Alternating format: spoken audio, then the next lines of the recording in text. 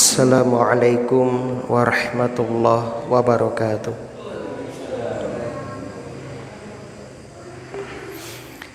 Innal hamdalillah nahmaduhu wa nasta'inu wa nastaghfiruh wa na'udzu billahi min syururi anfusina wa sayyiati a'malina. May yahdihillahu fala mudhillalah wa may yudlil fala hadiyalah. Asyhadu an la ilaha illallah wahdahu la syarikalah wa asyhadu anna Muhammadan abduhu wa rasuluh. Allahu ta'ala fil Qur'an, a'udzu billahi minasyaitonir rajim. Ya ayyuhalladzina amanu taqullaha haqqa tuqatih wa la tamutunna illa wa antum muslimun. Wa qala ta'ala ya ayyuhalladzina amanu taqullaha wa qulu qawlan sadida yuslih lakum a'malakum wa yaghfir lakum dzunubakum. Wa may yuti'illaha wa rasulahu faqad faza fawzan 'azima. Amma ba'du. Kaum muslimin dan muslimah jamaah salat Isya yang mudah-mudahan senantiasa dirahmati oleh Allah di dunia hingga di akhirat. Alhamdulillah alladzi bi ni'matihi tatimmus shalihat. Segala puji bagi Allah yang dengan nikmatnya kebaikan-kebaikan hamba dapat terlaksana. Kita bersyukur kepada Allah hingga malam hari ini Allah masih memberikan kemudahan kepada kita untuk menghadiri taman-taman surga. Mudah-mudahan kehadiran kita kelak menjadi saksi yang akan memberatkan timbangan amal soleh kita. Amin ya rabbal alamin. Allahumma anfa'na bima 'allamtana wa 'allimna ma yanfa'una wa zidna ilman. Allahumma arinal haqqa haqqan warzuqna ittiba'ah wa arinal batila batila warzuqna ijtinabah. Allahumma sallimna ila Ramadan wa sallim lana Ramadan wa tasallamhu minna mutaqabbalan. Salawat dan salam mudah-mudahan senantiasa tercurah limpahkan kepada Nabi kita Muhammad sallallahu alaihi wasallam, kepada keluarga dan juga para sahabatnya radhiyallahu anhum ajma'in. Allahumma sholli wa sallim wa barik ala nabiyyina Muhammad wa ala alihi wa ashabihi wa man tabi'ahum bi ihsanin ila yaumiddin. Semoga kita lajengaken anggenipun ngaos wonten ing dalu menika tafsir surah At-Taghabun. At-Taghabun, surat yang ke-64. A'udzu billahi minasyaitonir rajim. Bismillahirrahmanirrahim. Surat At-Taghabun adalah salah satu dari surah-surah Al-Musabbihat. Al-Musabbihat. Surah-surah Al-Musabbihat adalah surah-surah yang diawali dengan sabbaha atau yusabbihu. Saya ulangi, surah Al-Musabbihat adalah surah-surah yang diawali dengan sabbaha atau yusabbihu. Dan jumlah keseluruhannya ada 5 surah.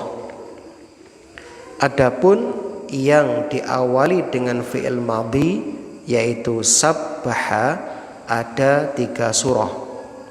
Yang pertama surah Al-Hadid. Allah berfirman, sabbaha lillahi ma fis samawati wal ard wa huwal azizul hakim. Yang kedua surah Al-Hasyr, sabbaha lillahi ma fis samawati wa ma fil ard wa huwal azizul hakim. Yang ketiga surah As-Saff, sabbaha lillahi ma fis samawati wa ma fil ard wa huwal azizul hakim. Dan adapun surah-surah yang diawali dengan fi'il mudhari yaitu yusabbihu, ada 2 surah. Yang pertama surah Al-Jumu'ah. Allah berfirman, yusabbihu lillahi ma fis samawati wa ma fil ardil malikil quddusil azizil hakim.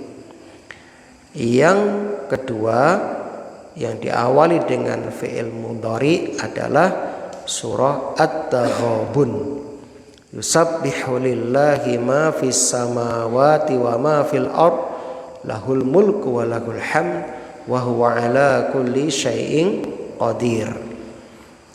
Yusabbihu, senantiasa bertasbih, lillahi, kepada Allah, ma fis samawati, apa yang ada di langit, wa ma fil ardi, dan apa yang ada di bumi. Lahul mulku, hanya milik Allah lah semua kerajaan. Walahul hamdu, dan hanya milik Allah lah semua pujian. Wa huwa ala kulli syai'in qadir, dan dia maha kuasa atas segala sesuatu. Semua surah-surah ini dinamakan surah Al-Musabbihat. Surah Al-Musabbihat. Ada surah yang lain, yakni ada 2 yang dibuka dengan kalimat tasbih, yaitu bentuknya pertama adalah isim, yaitu surat Al-Isra, subhanalladzi asra bi'abdihi lailam minal masjidil haram ilal masjidil aqsal ladzi barakna haulahu linuriyahu min ayatina innahu huwas samiul basir. Yang kedua surah Al-A'la, diawali dengan fi'il amr, kata kerja perintah, sabbihisma rabbikal a'la. Berarti total dalam Al-Quran surah-surah yang diawali dengan kalimat tasbih ada 7 surah. Namun yang dikenal dengan surah-surah Al-Musabbihat hanya 5 surah tadi. Hanya 5 surah tadi, yaitu surah yang diawali dengan kata sabbaha atau yusabbihu. Naam. Jamaah rahimani wa rahimakumullah. Allah Subhanahu wa taala membuka surah-surah ini dengan kalimat tasbih. Tujuannya untuk menunjukkan akan betapa agungnya tasbih kepada Allah Subhanahu wa taala. Karena tasbih itu artinya mensucikan Allah Azza wa Jalla dari segala kekurangan dan aib. Ya, itu arti tasbih. Karena Allah Azza wa Jalla maha sempurna, tidak ada kekurangan ataupun aib sama sekali. Maka tasbih mensucikan Allah, tujuannya apa? Tujuan dari dakwah para nabi dan rasul. Jadi dakwah nabi dan rasul adalah mensucikan Allah, mentasbih Allah. Karena sejatinya dakwah para rasul adalah mentauhidkan Allah dan menjauhkan dari segala kesyirikan. Sebab bentuk kesyirikan, semua bentuk kesyirikan adalah bentuk tidak mentasbihkan Allah. Saya ulangi, semua bentuk kesyirikan adalah bentuk tidak mentasbihkan atau mensucikan Allah. Ketika orang-orang kafir mengatakan Allah punya anak perempuan, kata orang kafir, ini keyakinan jahiliyah. Allah punya anak perempuan, berarti dia tidak mensucikan Allah. Allah punya anak Isa, berarti dia tidak mensucikan Allah. Yesus anak Tuhan, ini berarti nggak mensucikan Allah, tidak mentasbih Allah. Ya, yang sebentar lagi Desember itu biasanya diperingati pada tanggal 25 dengan kelahiran anak Tuhan Yesus. Naudzubillah. Ini kesyirikan. Ini kesyirikan. Nah, itu kaum muslimin yang berbahagia. Orang Yahudi mengatakan Allah punya anak namanya Uzair, berarti mereka tidak mentasbih Allah. Kalau orang musyrikin mengatakan Allah punya anak perempuan, yaitu para malaikat, berarti mereka tidak mentasbih atau mensucikan Allah. Nah, disinilah para nabi diutus untuk mentasbihkan, mentauhidkan, mensucikan Allah Subhanahu wa ta'ala. Itu kaum muslimin yang berbahagia. Jadi kesimpulannya, semua bentuk kesyirikan lawan dari bentuk tasbih atau mensucikan Allah. Maka Allah berfirman ketika mensucikan dirinya dari bentuk kesyirikan dalam surah An-Nahl ayat 1. Ata amrullahi fala tasta'jiluh. Telah pasti datangnya ketetapan Allah, maka janganlah kalian meminta agar disegerakan datangnya. Subhanahu wa ta'ala amma yusyrikun. Maha suci Allah dan maha tinggi Allah dari apa yang mereka persekutukan. Sehingga tasbih adalah intisari dari dakwanya para rasul. Dan tasbih sama saja dengan mentauhidkan Allah Azza wa Jalla. Naam, rampung. Berikutnya ada perbedaan pendapat di kalangan para ulama. Apakah surah At-Taghabun termasuk surah Makkiyah atau Madaniyah? Kenapa terjadi perbedaan pendapat? Perbedaan pendapat ini dikarenakan di dalam surah At-Taghabun terdapat satu ayat, yaitu ayat yang ke-14. Allah berfirman, ya ayyuhalladzina amanu, hai orang-orang yang beriman, inna min azwajikum wa auladikum aduwwan lakum fahdharuhum. Sesungguhnya istri-istri kalian, di antara istri-istri kalian dan anak-anak kalian ada yang menjadi musuh bagi kalian. Fahdharuhum, maka berhati-hatilah kalian terhadap mereka. Wa in ta'fu wa tasfahu, dan jika kalian memaafkan dan kalian santuni, wa taghfiru, serta ampuni mereka, fa innallaha ghafurur rahim, maka sungguh Allah Maha Pengampun lagi Maha Penyayang. Sebagaimana kita sampaikan di awal kajian tafsir, di antara ciri-ciri surah Madaniyah itu terdapat kalimat ya ayyuhalladzina amanu. Ini ciri-ciri surat Madaniyah. karena khitabnya adalah orang-orang yang sudah beriman. Adapun ya ayyuhan nas itu ciri-ciri surah Makkiyah. Nah, inilah yang menjadi perbincangan para ulama. Itu jamaah yang berbahagia.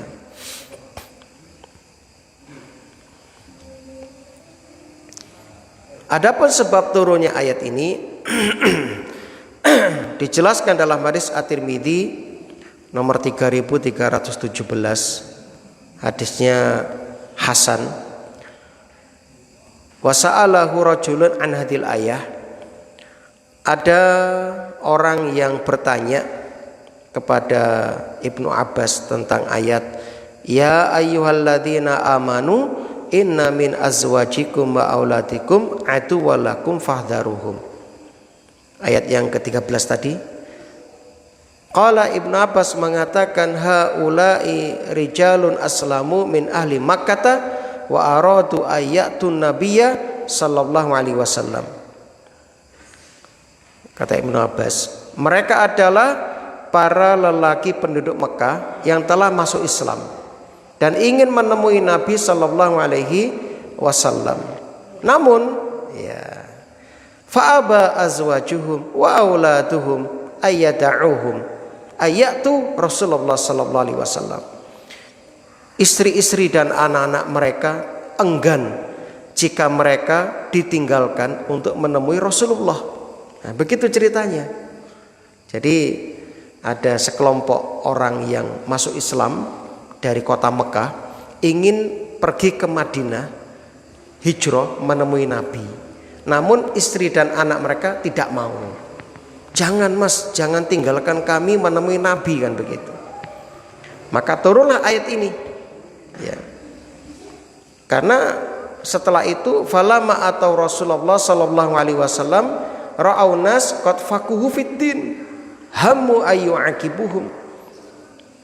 Ketika mereka mendatangi Rasulullah sallallahu alaihi wasallam, mereka melihat orang-orang yang telah datang lebih dulu itu telah memahami agama. Jadi mereka ketinggalan jauh ya. Lalu mereka itu marah sehingga ingin menghukum istri-istri dan anak-anak mereka karena menghalangi mereka untuk belajar kepada Rasul sallallahu alaihi wasallam. Maka turunlah ayat ini. Maka inilah yang menjadi perbincangan para ulama. Nah, kesimpulannya pendapat yang lebih mendekati kebenaran surah ya At-Taghabun adalah surah Makkiyah. Dilihat dari nuansa isi surat ya. Namun ya tidak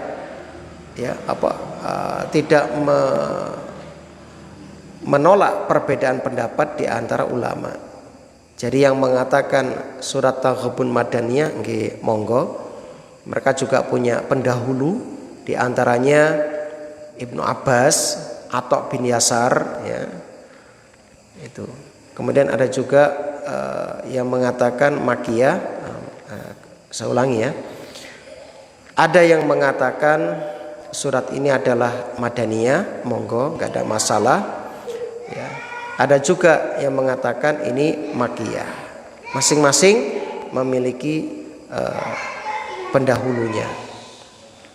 Dan kami pribadi lebih condong kepada pendapat yang mengatakan surah At-Taghabun adalah surah Makkiyah dilihat dari isinya, dan kecuali satu ayat yaitu ayat 14 surah ya At-Taghabun yang ayat 14 itu adalah Madaniyah.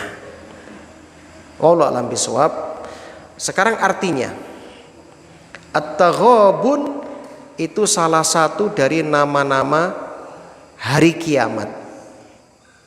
Dijelaskan dalam tafsir Al-Qurtubi jilid 18 halaman 136.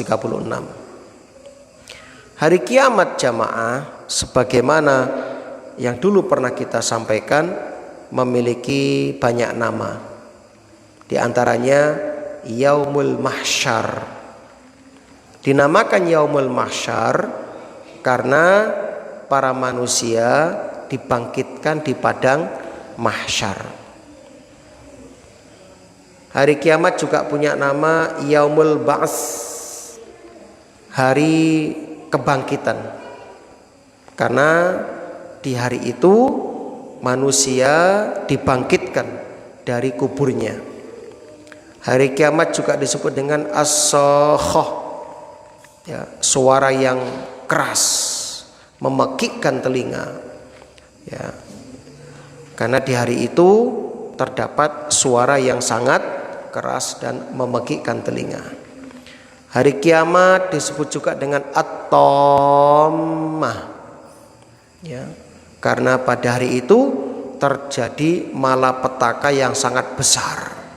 Tidak ada seorang pun yang bisa menghindarinya. Hari kiamat juga disebut dengan yaumul qiyamah, ya, hari berdiri. Karena di waktu itu semuanya berdiri, seluruh manusia berdiri, tidak ada satupun yang duduk ketika menanti kedatangan Allah Subhanahu wa taala dalam waktu 50.000 tahun. Kemudian disebut juga dengan as-sa'ah. As-sa'ah artinya apa? As-sa'ah artinya yang datang dengan secara tiba-tiba. Ya, karena memang kiamat itu datangnya tiba-tiba, nggak ada yang bisa memprediksi, mengira-ngira, nggak ada. Hari kiamat juga dinamakan dengan al-qari'ah. Al-qari'ah artinya apa? Ya, al-qari'ah itu artinya yang mengetuk dengan sangat keras, ya. Mengetuk. Artinya hari itu sangat menakutkan sehingga rasa sakitnya menusuk, ya, menusuk hati, menusuk hati. Ya, masih banyak nama-nama yang lain.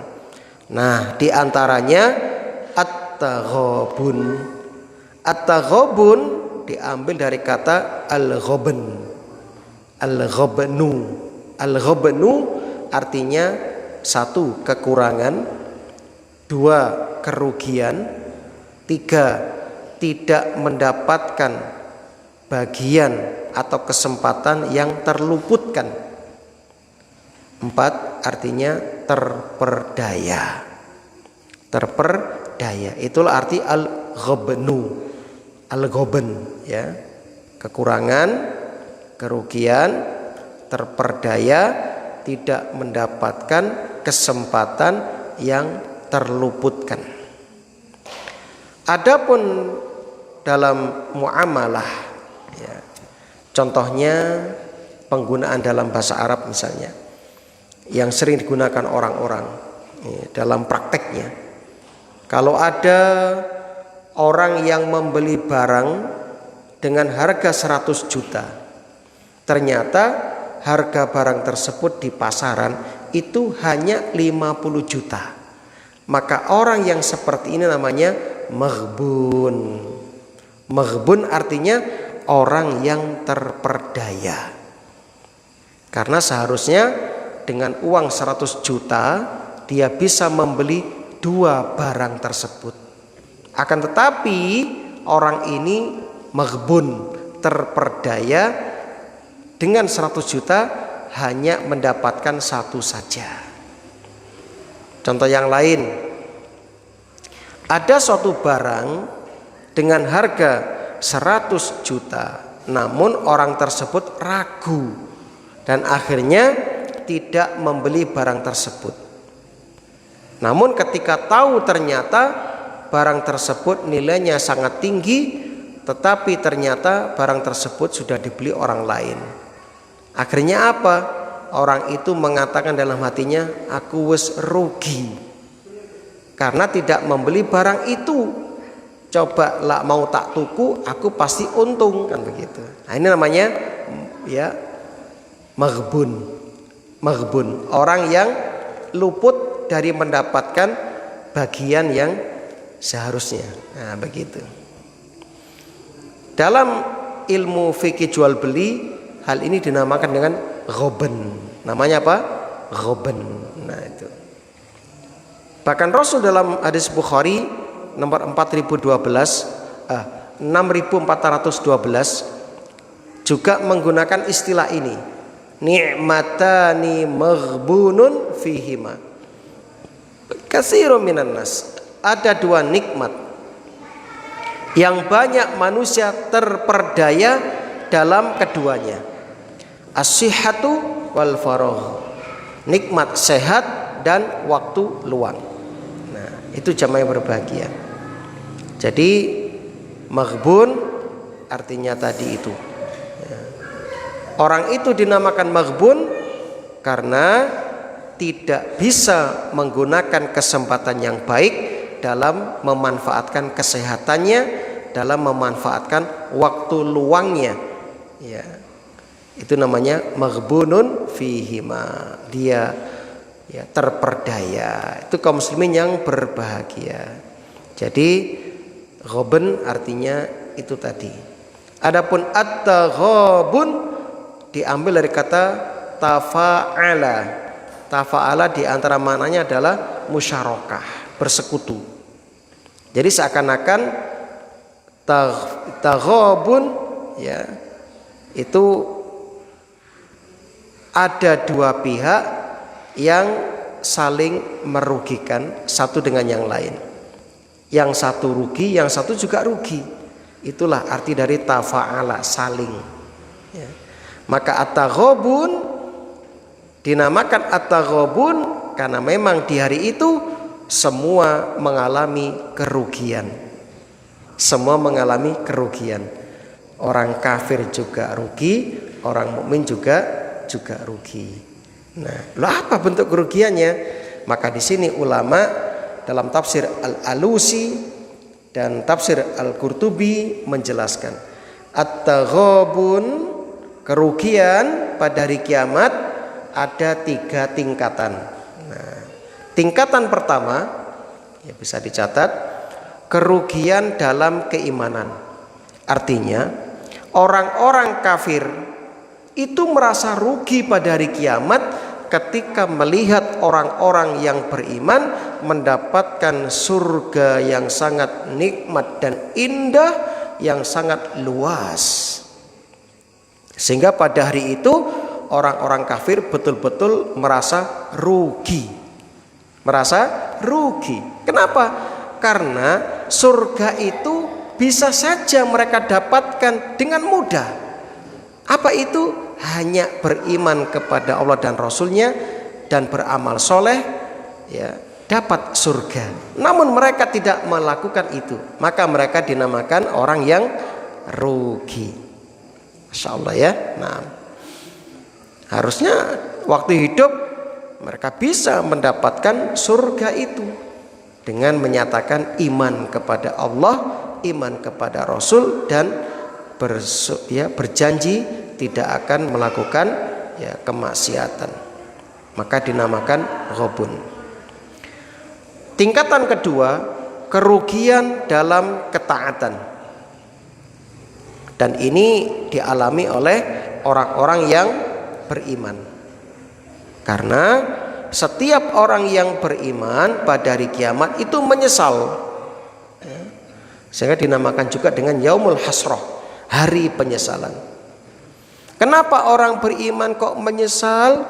Karena kurangnya ketaatan yang dulu mereka lakukan sewaktu hidup di dunia. Getun mereka nyapon gak padang ngaji, gak padang sholat, getun.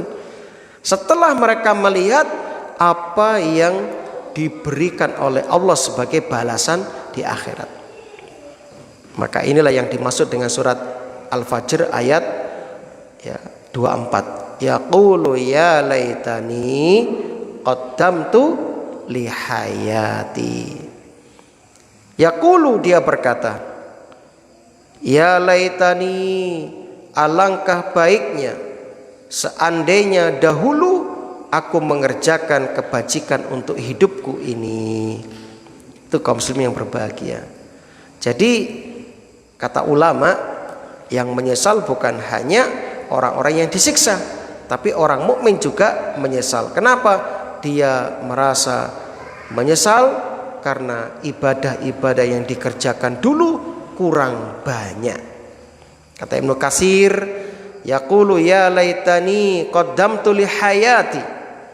Dia mengatakan alangkah baiknya sekiranya dahulu aku mengerjakan kebajikan untuk hidupku ini.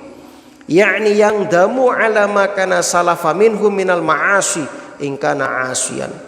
Dia menyesal atas apa yang dulu ia kerjakan di dunia kalau ia seorang pelaku maksiat. Wa yawaddu law kana zdada minat ta'at in kana ta'ian. Dan ia menyesali kemaksiatan-kemaksiatan yang pernah dia lakukan. Adapun orang yang taat, yawaddu, mereka sangat ingin izdada minat ta'at, menambah ketaatannya. Itu kaum muslimin. Jadi semuanya menyesal. Ya. Muhammad bin Abi Umairah radhiyallahu an, seorang sahabat yang mulia, mengatakan dalam hadis Musnad Ahmad, lau anna abdan kharra ala wajhihi min yaumi wulid. Seandainya ada seorang hamba sejak lahir sujud kepada Allah, ila ayyamut, sampai mati haraman fi taatillah, sampai mati dalam keadaan taat kepada Allah, la haqqarahu dzalikal yaum, tentu mereka merasa sedikit amal perbuatannya, kurang itu. Wala wadda annahu rudda ila dunya, mereka ingin dikembalikan ke dunia, kaima yazdada minal ajri wasawab, mereka berangan-angan kalau dikembalikan ke dunia agar bisa menambah pahala dan ganjaran. Jadi kaum muslimin, orang yang beriman tersebut sudah melakukan amal soleh, namun ketika di akhirat orang beriman sadar bahwasannya amalnya terasa kurang banyak. Dia sudah berbakti kepada orang tuanya namun masih merasa kurang.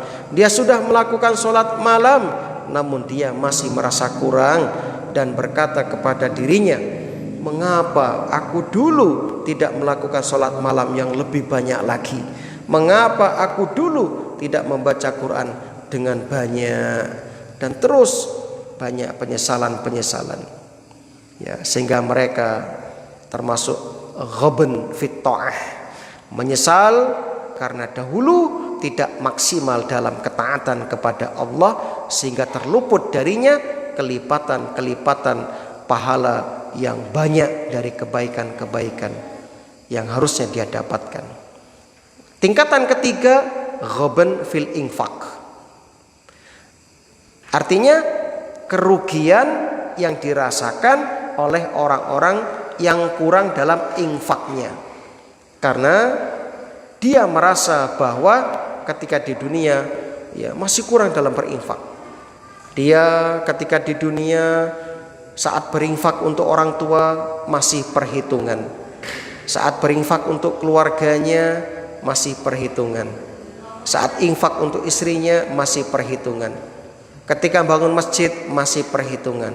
Padahal dia punya harta yang banyak, dheweke sugih, tapi hitung-hitungan kalau mau berinfak. Nikilah tingkatan ketiga, dia getun kenapa dulu di dunia tidak memperbanyak infak-infaknya. Itu jamaah yang berbahagia. Tiga tingkatan al-ghaban. Al-ghaban fil infak, al-ghaban fit ta'ah, al-ghaban fil kufur, ya, gitu. Ada apa kaitan surat ini dengan surat Al-Munafikun sebelumnya? Imam Al-Alusi dalam tafsirnya Ruhul Ma'ani mengatakan hubungan antara surat At-Taghabun dengan surat Al-Munafikun. Masih ingat ya, di surat Al-Munafikun ayat 9 hingga 11 Allah Subhanahu wa taala berfirman, ya ayyuhalladzina amanu la tulhikum amalukum wala auladukum an dzikrillah. Janganlah hartamu, anak-anakmu melalaikan kamu dari mengingat Allah. Barang siapa melakukan hal itu, maka mereka orang yang khasirun, merugi. Wa anfiqu, dan nafkahkanlah mimma razaqnakum, dari apa yang kami rizkikan kepadamu, min qabli ayatiya ahadakumul maut, sebelum datang kematian kepadamu. Lantas kamu mengatakan, fayaqula rabbi laula akhartani ila ajalin qarib, ya Allah, seandainya engkau berkenan menunda kematianku sedikit saja, sedikit waktu, gak usah akeh-akeh, 5 menit misalnya atau 1 menit. Apa yang terjadi? Fa asaddaqu wa akum minas solihin, aku akan bersedekah dan aku akan termasuk orang yang soleh. Wala yuakhirallahu nafsan idza jaa ajaluha, dan Allah tidak akan menunda kematian seseorang apabila telah tiba waktunya. Wallahu khabirum bima ta'malun. Allah Maha teliti terhadap apa yang kamu kerjakan. Perhatikan ini.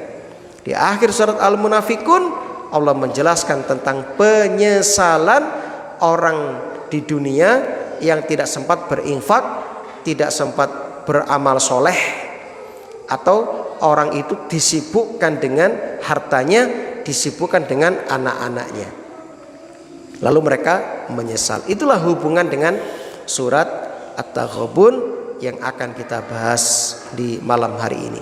Jadi intinya, surat ini dinamakan dengan surat At-Taghabun untuk menjelaskan betapa banyak penyesalan-penyesalan yang dirasakan kelak di hari kiamat. Entah penyesalan dari orang-orang kafir, penyesalan dari orang-orang beriman, penyesalan dari orang-orang yang berinfak dan dia perhitungan saat berinfak padahal dia kaya dan mampu. Itulah muqaddimah dari surah At-Taghabun. Insyaallah yang akan datang kita akan jelaskan ayat pertama dari surah At-Taghabun. Naam, mungkin ada yang mau ditanyakan, kalau bisa kita jawab, kalau enggak bisa insyaallah kita carikan jawabannya.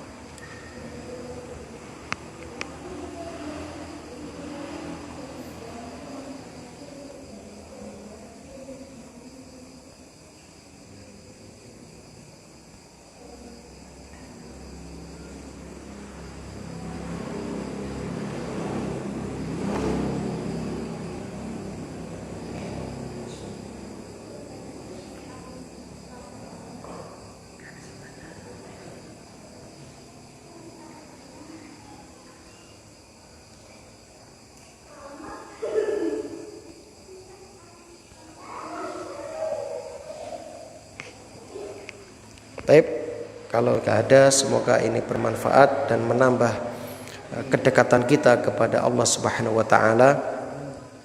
Yakinlah orang-orang yang mau bersungguh-sungguh untuk membaca Al-Qur'an, mempelajarinya, memahaminya, mengamalkannya, akan dicukupi oleh Allah Subhanahu wa taala dan kelak bisa menjadi keluarga Allah dan akan mendapatkan syafaat dari Al-Qur'an. Amin ya rabbal alamin. Subhanakallahumma wa bihamdika asyhadu an la ilaha illa anta astaghfiruka wa atubu ilaik. Assalamualaikum warahmatullahi wabarakatuh.